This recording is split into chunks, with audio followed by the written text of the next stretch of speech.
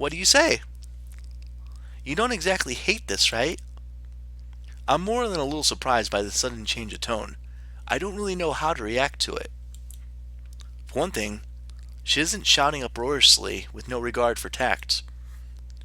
Before I'm sure she knew it already that I was going to say no. This time, she seems actually serious. I think maybe you should join, not just because we could use your help, but, well, you're hanging out with us anyway. I think Shik-chan would like it if you would join us as well. It's not like you hate us or anything, right? It would hurt. It wouldn't hurt if you joined, and I'd appreciate it if you would. She seems to be having a hard time getting her words out, which is strange for someone as talkative like Misha. For some reason, I'm almost troubled by it. My eyes drift over to Suzune, who stares back at me tentatively, absent-mindedly cleaning her fingernails. If you don't want to join, I promise we won't ask again. But if you did, we would be really happy. Both Shizune and Misha seem unable to look me in the eye. I can't lie, the thought of being around two such cute girls is something that I couldn't possibly pass up. I'm not looking forward to this kind of work every day, but there should be less after the festival. At least I hope so. Aw, see, that sucks they won't give me the choice. He's just gonna say yes? They should let me choose. Alright, I guess it can't hurt, so why not? Wonderful, wonderful! Ah ha ha ha ha! Shizune tenses her fingers in satisfaction. She'll fill everything out, Hick-chan. Congratulations, you are officially a member of the student council now. Great. I'm not looking forward to a lot of work. To be honest, I've never done anything student council activities before.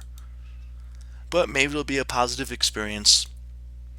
Misha starts to clap, laughing exuberantly as she does. Congratulations, Hick-chan! Congratulations! Congratulations! What the fuck? Congratulations! I get the message. I can't help but smile, finding a display childishly cute.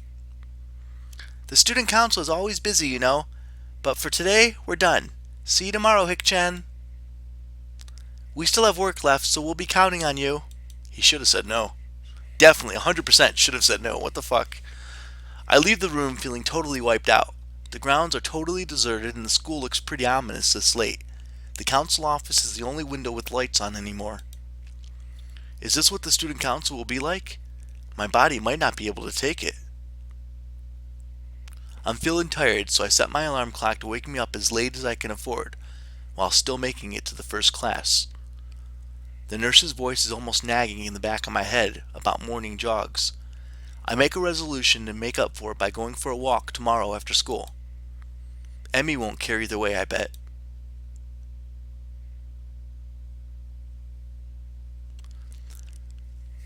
Okay, I think that's the end of chapter 4.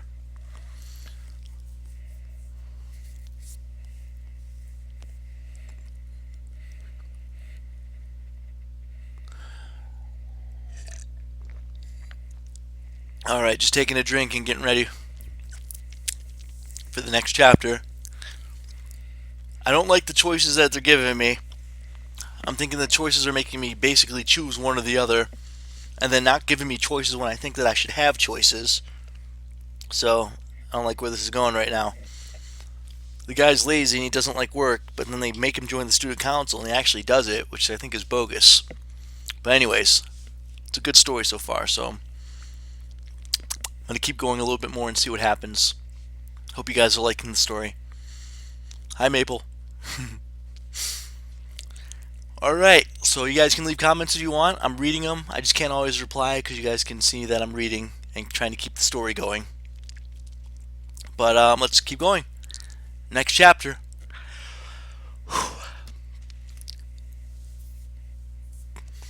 I wake up and take a hot shower. Back in my room, the first thing I see is the familiar row of medication bottles lying on the top of my dresser, and it makes me depressed, as usual. It's annoying. I thought I was okay. I thought I had made peace with this thing, gotten over it. But what I really did, I allowed myself to forget that I have a problem. Being here really reminds me of the reality and trying to fight against it just hurts. Reflecting on this is only going to do so much. I've done this before for months. It seems like it's time to get over it. If I allow myself to forget that my life is definitely not going to be as long as those of others, I won't get anywhere. My life may be different from others, but it's a life in progress. This is how I rationalize it. I down the usual handful of pills, trying to push the sudden dreary feeling out of my head.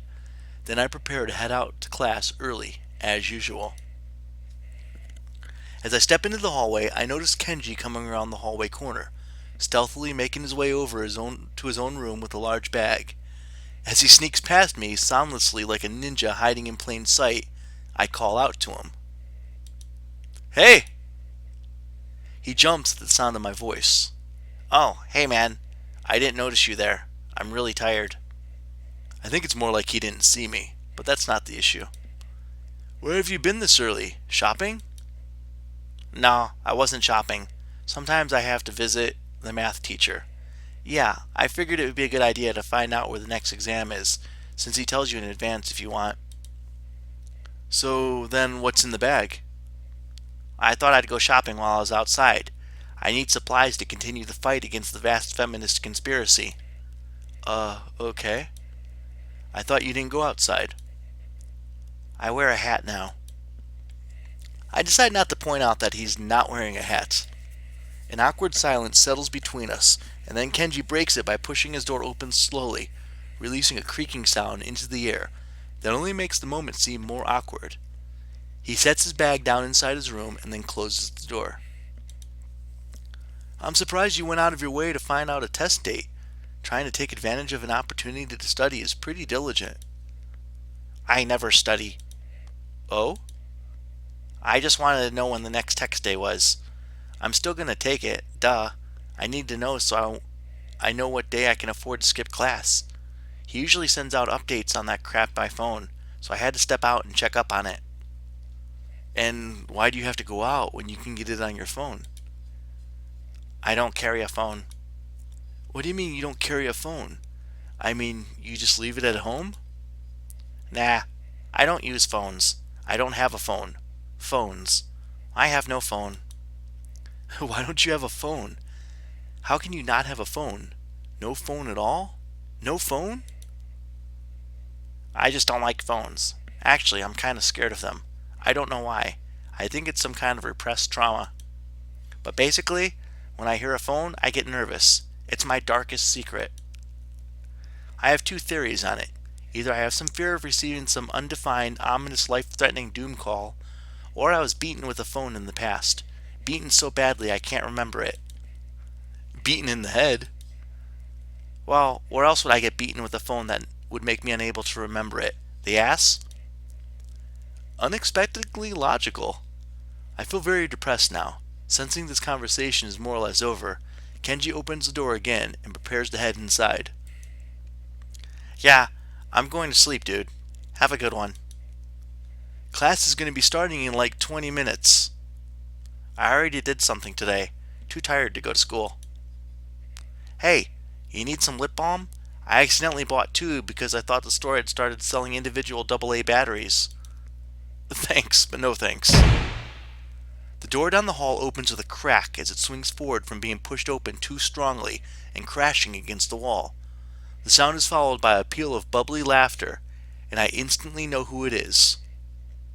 The noise of Kenji At the noise, Kenji disappears into his room like a ninja, slamming the door shut just as Shizune and Misha walk over, the former taking small, efficient steps towards me, while the latter more or less bounces off the walls. I try to do the same as Kenji, but it's too late. Misha puts her foot between my door to prevent me from closing it, so I have no other choice but to let them in.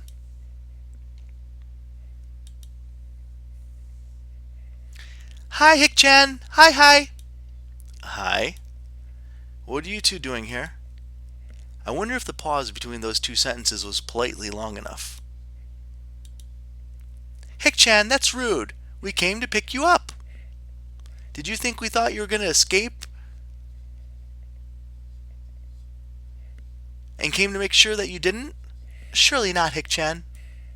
Hey, I didn't say that's what you were here for, but I know it's exactly what they're here for. It's time for student council work. Yes, it is. Aren't you happy, Hick-chan, to be able to help the whole school? You're like a hero. The future generations will tell stories of this day. Interesting. I didn't think joining the student council would be a heroic deed worthy of Hercules. Well, I guess I did promise, so I've, neg- I've neglected Shizune, and only now do I notice her in the corner of my vision, peering around my room over my shoulder, her analytical eyes darting from object to object. This is kind of intrusive. The feeling of being exposed crawls in my balls. Usually I don't have dirty laundry on the floor or anything like that. What is it, Shik-chan? Yeah, this is Hick-chan's room. We haven't seen it before. I didn't even realize.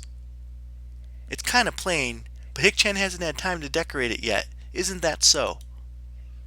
What are those? She points at my collection of medications on the night table. I don't really want to talk about it with these two. Should I dodge the subject, or should I kick them out of my room?